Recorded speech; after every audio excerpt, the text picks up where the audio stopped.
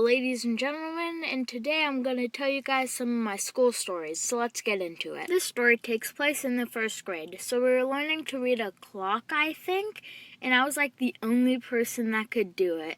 And at that moment, I knew I was going to be a nerd, and I was okay with that. This story was in second grade, and our second grade classes were in these things called portables outside.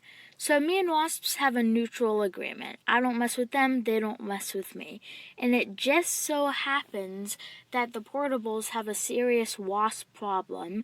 So I was doing my worksheet and a wasp just landed on my shoulder. I looked at it and low-key said, "Sup." Then my teacher, who we'll call Miss Snake, walks up and smacks it with a newspaper. When I was in first grade, my brother would teach me multiplication after school. So when I got to third grade and we were learning multiplication, I was like, I already know this, and that's another factor in me being a nerd. All I really remember from fourth grade was in math and science we had a teacher, let's call her Miss Finish.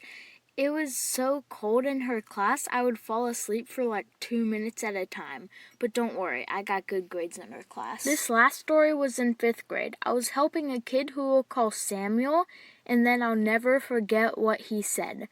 5-second rule. And then he bites me. The kids in front of me were like, did that just happen? I went up to tell the teacher, who we'll call Miss Magic, and Samuel said, don't tell. I think to myself, boy, forget you, and then tell Miss Magic. She was in disbelief, but don't worry everybody, it didn't break the skin. I hope everybody has a good rest of the day, and see you in the next animation.